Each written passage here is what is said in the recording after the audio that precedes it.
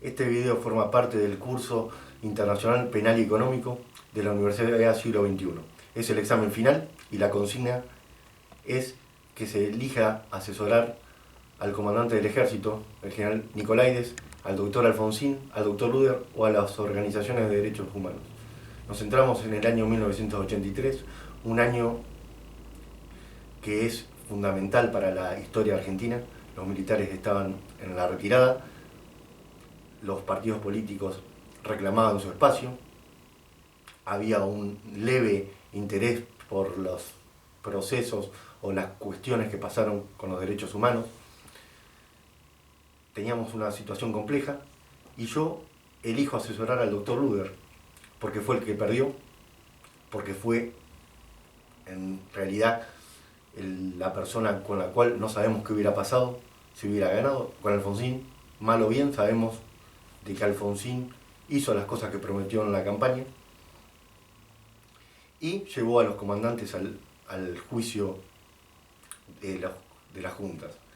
Las organizaciones de derechos humanos también siguieron bregando y durante 30 años, 35, pudieron ver sus reclamos que fueron en muchos casos bendecidas con las condenas a quienes eran los responsables de haber cometido las violaciones de los derechos humanos.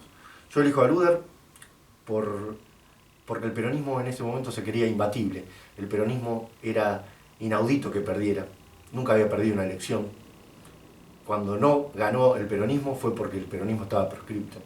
Entonces, al elegir asesorar a Luder en ese momento es tratar de hacerle ver y hacerle entender de que el peronismo puede perder, de que la figura de Alfonsín es una figura de renovación, de ideas nuevas, y que está en plena conciencia de lo que estaba pidiendo el cambio de la sociedad. Hablo del cambio de época, del cambio de paradigma. Los militares y los peronistas no lo percibieron y eso es lo que lo lleva a la derrota, al peronismo, por primera vez en la historia. En ese momento se empezó a hablar de un pacto sindical militar.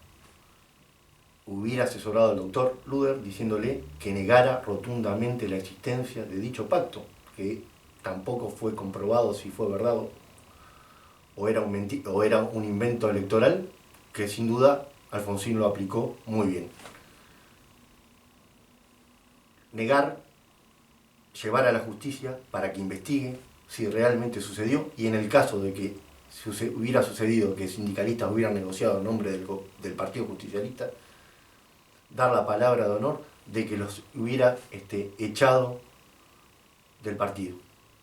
En segundo lugar, yo creo que habría que haber empezado con una renovación de las filas del peronismo y no haber esperado hasta el año 85 con la renovación del doctor Cafiero, porque la sociedad reclamaba el fin de la violencia y el pago de las responsabilidades a quienes habían cometido los delitos en la década del 70.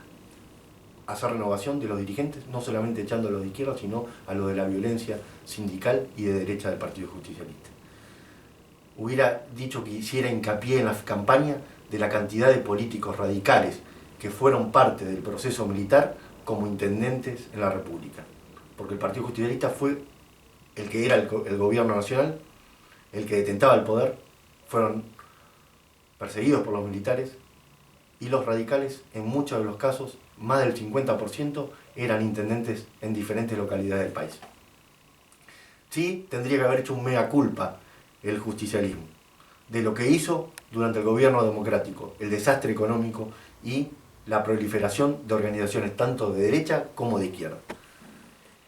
Tendría que haberle dicho al doctor Luder de que se olvidara de decir de que esto no se podía investigar, que de la ley 22.924 de los militares, que es la ley de autoamnistía, no se podía, que creaba derechos adquiridos.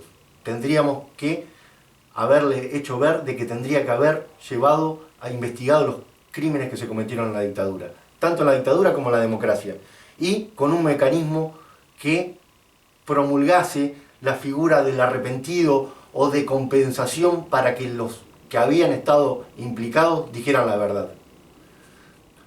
Le hubiera asesorado que hiciera un plan para reactivar la economía, ya que en ese momento la inflación era terrible, la deuda externa era atenuante y teníamos inflación en ese momento alrededor de 125%. En la región Uruguay tenía el 20,7% anual, Perú el 58,9%, Brasil, que era muy alta, 91,2%, y sin demagogia tendría que haber reactivado el país, prometiendo con técnicos suficientes. Y para terminar, tendría que haber hecho hincapié en las internas del radicalismo, que cuando empezó la campaña se pelearon y que siempre han mostrado una gran división entre sus filas. Muchas gracias.